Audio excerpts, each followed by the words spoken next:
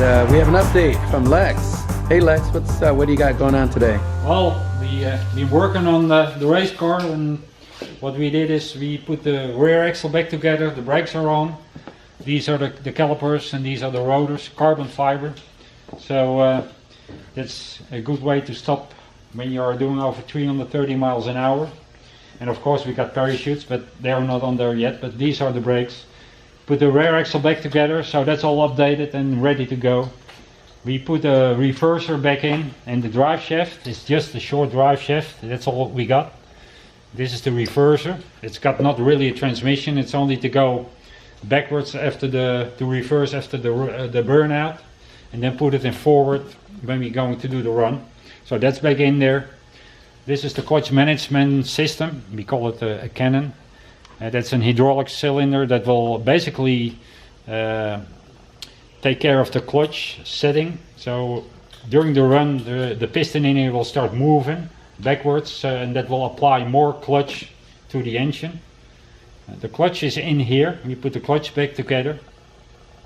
And this is the clutch can. It's a titanium clutch can. In case something will break inside the clutch, It won't explode, right? it won't explode. We love titanium.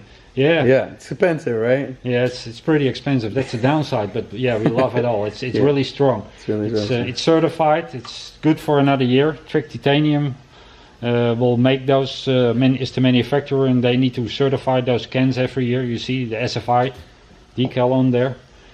Well, these are the valve covers. They are basically now ready to be put on. I'm working on cylinder heads right now to get them done, and then you can put the cylinder heads on, and then the valve covers will go on. But so that's one of the things we did the last couple of days.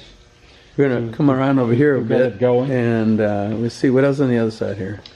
So, well, basically this is the front of the engine, and this part, when we are done with the rear part, we will start working on this part. This is the part that will, the fuel pump will be attached to. Basically, behind here is the camshaft, and the camshaft, there is basically a shaft in here that's put into the cam, and then on top of this the fuel pump run to. So the fuel pump will run off the camshaft, which will I show in a later date. But so then we will start moving forward and get this all going. So the fuel system will be in place, and so and then we will go on top. These things, a lot of people ask about this. These are the ignitions, basically magnetos we call them. These turn out more than 44 amps each, and they will fire basically the fuel in the cylinders. We got 2 spark plugs per cylinder, so for each spark plug we got 1 ignition. They are pretty powerful. You basically can weld with them. If you run the engine, you would take 1 spark plug wire off, you can weld with it. So powerful are those magnetos. But that's the reason, is that there is a lot of fuel coming through the engine, so you want to ignite it. You don't want to, as we call it, drop a cylinder, because there is too much fuel in there and it will short out the spark plug. Mm.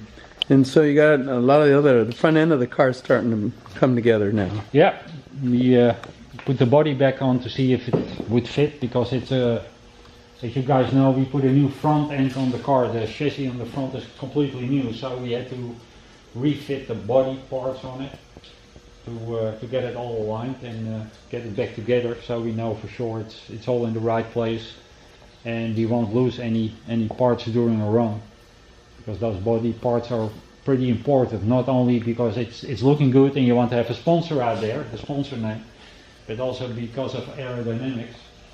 And of course, if you lose a body part, it can hit the rear tire, and then you can damage the tire and do a lot of other damage. So it's getting there. We also put the fuel tank in, which you cannot really see right now because it's under here. I can probably show you the fuel tank if I take this body panel off. A lot of people don't know that the fuel tank is sitting in front, and the reason why is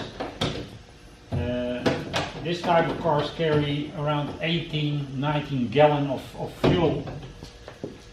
which is a lot of weight. So you want to keep the weight in the front, because when you leave the start line, you will keep the front end down with the amount of fuel that's sitting in the fuel tank. That's one of the reasons you put the fuel tank all the way in the front. And then during the run, obviously the fuel will go out, so the weight will go out, but then you got the front spoiler, which is not attached there right now, but the front spoiler will take care of the front end to keep it on the racetrack, so you still are able to steer the car.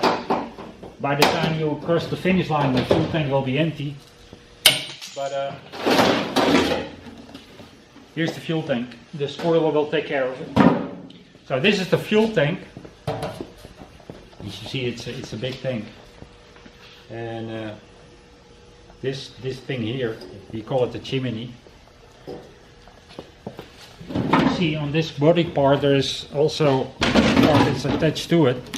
Normally this is open, so during the run the air will go in it and will force the air into the tank, which will help the fuel push through the fuel line towards the engine. So you create pressure to help the fuel going in there, because again, 18-19 gallon of fuel.